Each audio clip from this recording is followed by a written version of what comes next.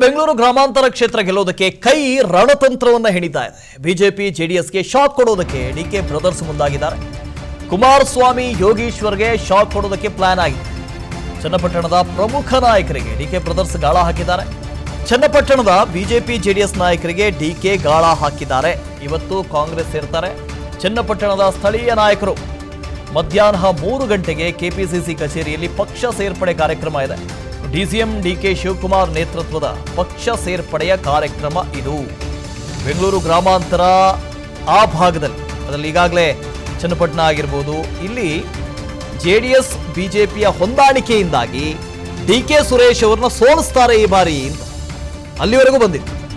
ಮತ್ತೊಂದು ಕಡೆ ಮೈತ್ರಿ ಅಭ್ಯರ್ಥಿಯಾಗಿ ಡಾಕ್ಟರ್ ಮಂಜುನಾಥ್ ಅವರೇ ಸ್ಪರ್ಧೆ ಮಾಡ್ತಾರೆ ಅಂತ ಕೂಡ ಇತ್ತು. ಸಿಪಿ ಯೋಗೀಶ್ವರ್ ಸಾಕಷ್ಟು ಬಾರಿ ಕುಮಾರಸ್ವಾಮಿ ಅವರನ್ನ ಮೀಟ್ ಆದ್ರು. ನಾನು ಸ್ಪರ್ಧೆ ಮಾಡ್ತೀನಿ, ನಾನು ಆಕಾಂಕ್ಷಿ ಅಂತ ಯೋಗೀಶ್ವರ್ ಹೇಳ್ತಾ ಇದ್ರು. ಈ ಮಧ್ಯೆ ಬಿಜೆಪಿ ಜೆಡಿಎಸ್ ಮೈತ್ರಿಗೆ ಶಾಕ್ ಕೊಡೋದಕ್ಕೆ ಕಾಂಗ್ರೆಸ್ ಮುಂದಾಗಿದೆ. ಬೆಂಗಳೂರು ಗ್ರಾಮಾಂತರ ಕ್ಷೇತ್ರ ಗೆಲ್ಲೋದಕ್ಕೆ ಕೈ ರಣತಂತ್ರ ಇದು. ಬಿಜೆಪಿ ಜೆಡಿಎಸ್ಗೆ ಶಾಕ್ ಕೊಡೋದಕ್ಕೆ ಡಿಕೆ ಬ್ರದರ್ಸ್ ಮುಂದಾಗಿದ್ದಾರೆ. ಕುಮಾರಸ್ವಾಮಿ ಯೋಗೀಶ್ವರ್ಗೆ ಶಾಕ್ ಕೊಡೋದಕ್ಕೆ ಪ್ಲಾನ್ ಅಂತ ಇದು. ಚನ್ನಪಟ್ಟಣದ ಪ್ರಮುಖ ನಾಯಕರಿಗೆ, ಬಿಜೆಪಿ ಹಾಗೂ ಜೆಡಿಎಸ್ನ ಪ್ರಮುಖ ನಾಯಕರಿಗೆ ಡಿಕೆ ಶಿವಕುಮಾರ್ ಡಿಕೆ ಬ್ರದರ್ಸ್ ಗಾಳ ಹಾಕಿದ್ದಾರೆ. ಚನ್ನಪಟ್ಟಣದ ಬಿಜೆಪಿ ಜೆಡಿಎಸ್ ನಾಯಕರಿಗೆ ಡಿಕೆ ಗಾಳ ಹಾಕಿರೋದು. ಇವತ್ತು ಕಾಂಗ್ರೆಸ್ ಸೇರ್ತಾರಂತೆ. ಚನ್ನಪಟ್ಟಣದ ಸ್ಥಳೀಯ ಪ್ರಭಾವಿ ನಾಯಕರು ಮಧ್ಯಾಹ್ನ 3 ಗಂಟೆಗೆ ಕೆಪಿಸಿಸಿ ಕಚೇರಿಯಲ್ಲಿ ಪಕ್ಷ ಸೇರ್ಪಡೆಯ ಕಾರ್ಯಕ್ರಮ ಇದೆ.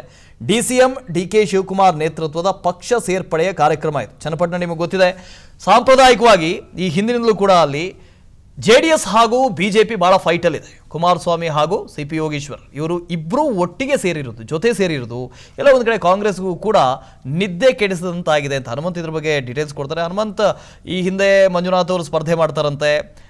ಬೆಂಗಳೂರು ಗ್ರಾಮಾಂತರ ಕಾಂಗ್ರೆಸ್ಗೆ ಈ ಬಾರಿ ಕಬ್ಬಿಣದ ಕಡಲೆ ಆಗಬಹುದಂತೆ ಈ ಮೈತ್ರಿಯಿಂದಾಗಿ, ಈ ಥರದ್ದೆಲ್ಲ ಇತ್ತು. ಇದನ್ನ ಕೌಂಟರ್ ಮಾಡೋದಕ್ಕೆ ಕಾಂಗ್ರೆಸ್ ಕೂಡ ಈ ಎರಡೂ ಪಕ್ಷದಿಂದ ಒಂದಷ್ಟು ನಾಯಕರನ್ನ ಕರೆತರ್ತಾ ಇದ್ದಾರೆ ಅಂತ. ಏನ್ ಪ್ಲಾನ್ ಇದು? ವಾಸುದೇವ್, ಡಿಸಿಎಂ ಡಿಕೆ ಶಿವಕುಮಾರ್ ಹಾಗೂ ಸಂಸದ ಡಿಕೆ ಸುರೇಶ್ ಅವರು ಕಳೆದ ವಿಧಾನಸಭೆ ಚುನಾವಣೆಯ ಸಂದರ್ಭದಲ್ಲೂ ಕೂಡ ಹಳೆ ಮೈಸೂರು ಭಾಗದಲ್ಲಿ, ಅಂದ್ರೆ ವಿಶೇಷವಾಗಿ ಬೆಂಗಳೂರು ಮತ್ತೆ ರಾಮನಗರ ಭಾಗದಲ್ಲಿ ಕಾಂಗ್ರೆಸ್ನ ಸ್ಥಾನಗಳನ್ನ ಹೆಚ್ಚಿಸ್ಕೊಳ್ಳಕ್ಕೆ, ಮೈಸೂರು ಮಂಡ್ಯ ಈ ಭಾಗದಲ್ಲೆಲ್ಲ ಕಾಂಗ್ರೆಸ್ ಸ್ಥಾನಗಳನ್ನ ಹೆಚ್ಚಿಸ್ಕೊಳ್ಳಕ್ಕೆ ಆ ಭಾಗದಲ್ಲಿರುವಂತಹ ಅನ್ಯ ಪಕ್ಷದವರು ಅಂದ್ರೆ ಬಿಜೆಪಿ ಮತ್ತು ಜೆಡಿಎಸ್ ಪಕ್ಷದವರನ್ನ ಕರೆತಂದಿರುವಂತಹ ಉದಾಹರಣೆಗಳು ಸಾಕಷ್ಟಿತ್ತು. ಅದು ಅದರ ಪ್ರಭಾವವನ್ನು ಕೂಡ ಸ್ಥಳೀಯ ಮಟ್ಟದಲ್ಲಿ ಮತವಾಗಿ ಕನ್ವರ್ಟ್ ಮಾಡ್ಲಿಕ್ಕೆ, ಮತದಾರನ ಸೆಳೀಲಿಕ್ಕೆ ಒಂದು ರೀತಿ ಲೆಕ್ಕಾಚಾರ ಹಾಕಿದಂತ ಡಿಸಿಎಂ ಡಿಕೆ ಶಿವಕುಮಾರ್ ಮತ್ತೆ ಸಂತ ಡಿಕೆ ಮೊದಲ ವಿಧಾನಸಭೆಯಲ್ಲಿ ಸಕ್ಸಸ್ ಆದ್ರು. ಇದೀಗ ಲೋಕಸಭೆಯಲ್ಲಿ ಒಂದಿಷ್ಟಿ, ಅದರಲ್ಲೂ ವಿಶೇಷವಾಗಿ ಬೆಂಗಳೂರು ಗ್ರಾಮಾಂತರ ಲೋಕಸಭಾ ಕ್ಷೇತ್ರ ಏನಿದೆ ಆ ಒಂದು ಕ್ಷೇತ್ರವನ್ನ ಗೆಲ್ಲಲೇಬೇಕಾದಂತ ಅನಿವಾರ್ಯತೆ ಇರುವಂತದ್ದು.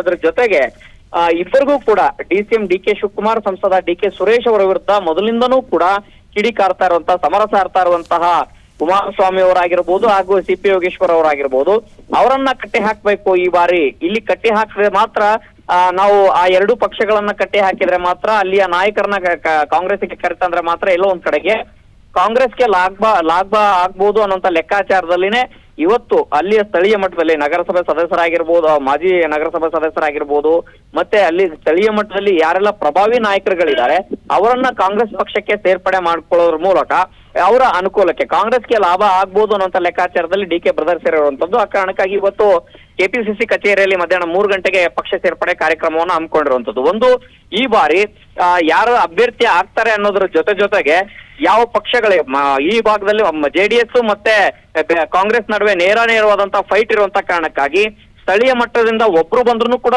ಅದು ಅನುಕೂಲ ಅನ್ನುವಂತ ಲೆಕ್ಕಾಚಾರದಲ್ಲಿ ಕಾಂಗ್ರೆಸ್ ಸೇರುವಂತದ್ದು. ಆ ಒಂದು ಹಿನ್ನೆಲೆಯಲ್ಲಿ ಇವತ್ತು ಕಾಂಗ್ರೆಸ್ ಸೇರ್ಪಡೆ ಕಾರ್ಯಕ್ರಮ ಆಯೋಜನೆ ಆಗಿರುವಂತದ್ದು. Vasudev, okay, thank you Hanumanth. ಅನುಕ್ಷಣದ ಸುದ್ದಿಗಳಿಗಾಗಿ Vistara news YouTube channel subscribe ಮಾಡಿ. ಹೊಸ ಸುದ್ದಿಗಳ ನೋಟಿಫಿಕೇಶನ್ಗಾಗಿ ಬೆಲ್ ಐಕಾನ್ ಕ್ಲಿಕ್ ಮಾಡಿ. ಲೇಟೆಸ್ಟ್ ಅಪ್ಡೇಟ್ಸ್ಗಾಗಿ www.vistaranews.com ವೆಬ್ಸೈಟ್ಗೆ ವಿಸಿಟ್ ಮಾಡಿ. ಅಂಗೈಯಲ್ಲೇ ಜಗತ್ತಿನ ಸುದ್ದಿ ತಿಳಿಯಲು Vistara news Kannada app download ಮಾಡಿ.